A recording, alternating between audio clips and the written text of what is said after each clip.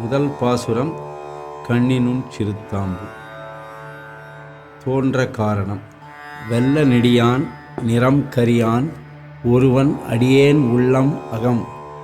கல்லும் கனைகடலும் வைகுந்தவானாடும் புல்லென்று ஒழிந்தனகொல் என்பதில் நோக்கு. ஒருவன் அடியேன் உள்ளான் திருவாய்மொழி 8:8-1 என்பதில் நோக்கு.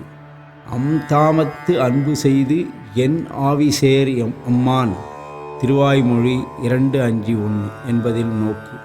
நெஞ்சமே நீள் நகராக இருந்த என் தஞ்சனே, தன் இலங்கைக்கு இரையைச் செற்ற என் நஞ்சனே என்னும் வாசகத்திலே நோக்கு.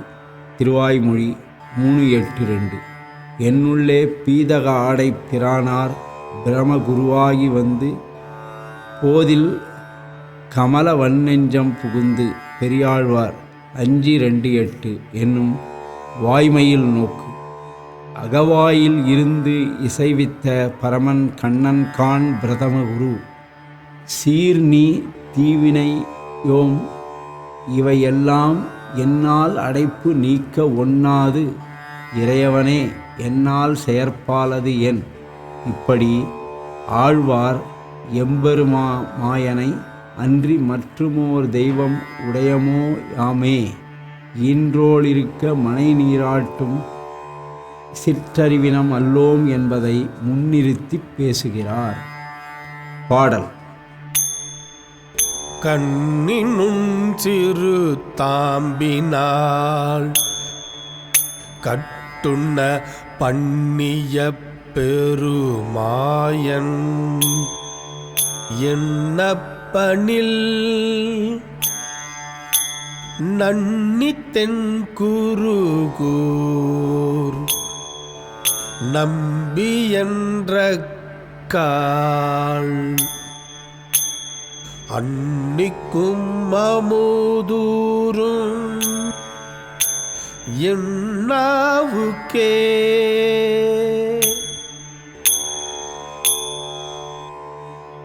விளக்கப்பொருள். கண்ணி நுண் சிறுத்தாம்பினால் கட்டு உண்ணப் பண்ணிய பொய் நின்ற ஞானம் என்றும் பொல்லா ஒழுக்கு என்றும் அழுக்கு உடம்பு என்றும் இப்படியான நீர்மை துயரம் இதில் கட்டுண்டு அணுத்தன்மையான ஆசை என்னும் சிறிய புதியதான கயிற்றினால் தீமையில் உழல்கின்றோம், மாறி மாறி பிறக்கின்றோம் என்கின்ற உண்மையை உணராத வண்ணம் எல்லீரும் வீடு பெற்றால் உலகில்லை என்றே அவன் ஆற்ற வல்ல மாயம். அதனால் பெருமாயன் நல் வீடு செய்யும் மாதாவினை பிதுவை திருமாலை வணங்குவனே. திருவிருத்தம் 95. பெற்ற தாய் நீ, பிறப்பித்த தந்தை நீ. பெரியன் திருவந்தாதி 5. போகின்ற காலங்கள் போய காலங்கள் போகு காலங்கள் தாய் தந்தை உயிராகின்றாய். திருவாய்மொழி 2:6-10.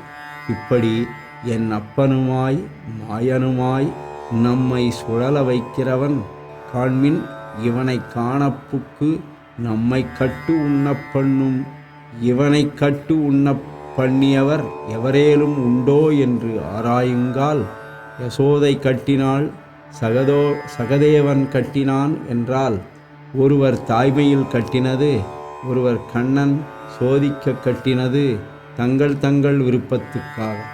ஆனால் உயிர்களுக்காக இன்னின்ற நீர்மை இனியாமுறாமைக்காக மீனின்று கேட்டு அருள் என்று கட்டினவர் உண்டோ என்ன? அவர்தாம் இவர் என்று நமக்கு உபதேசிக்கப் புகுகிறார்.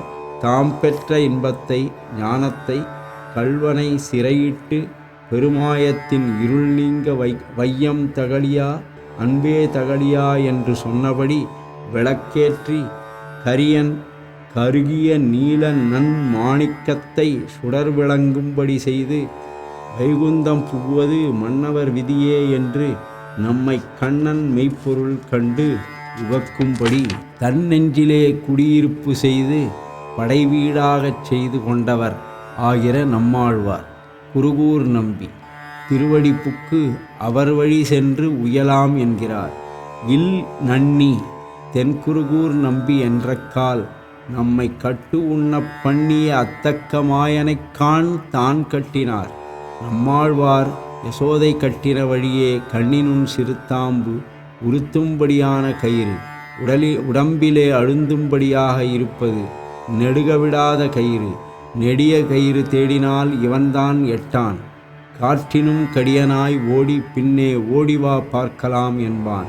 இவன்தானே தன் திருமேனியை நெருக்கிக் கொண்டு இடங்கண்டு கட்டும்படி யசோதைக்கு இடம் கொடுத்தவன் காண்மின்.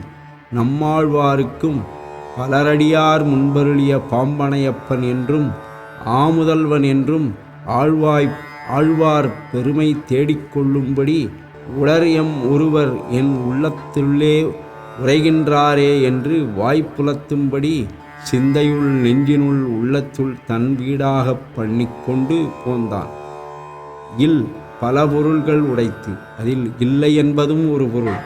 நன்னி என்றால் அணிமையான இடம் என்றால் உரிய இடம். அதனை நாடி தேடி கிட்டி நெருங்கி, இல் என்பது வீடு என்றும் குடியிருப்பு என்றும் வாழும் இடம் என்றும் மனைவி என்றும் பொருள் கொண்டு தென்குருகூர் நம்பி என்றக்கால் பெருமாயன் என்னப்பன் அவனின் மனைவி பரங்குச நாயகி என்றும் அவனின் மனைவாழ்க்கை தென்குருகூர் நம்பி ஓடு என்றும் அவன் குடியிருப்பு தென்குருகூர் நம்பி நம்பன் தலைவன் மாறன் சடகோபன் என்று சொல்லுகிற நொடியே போதே இனிக்கும். அடியேன் நாவிற்கு பெருமாயன் என்னப்பனாய் பொருந்தி கெட்டி நெருங்கி சடகோபனை அணுகி அருள் புரியும் அடியேன் நாவிற்கு ஆறாத அருள் அமுதமாகும். தென்குருகூர் நம்பி என்று சொல்லும் பெரும் முடிப்போது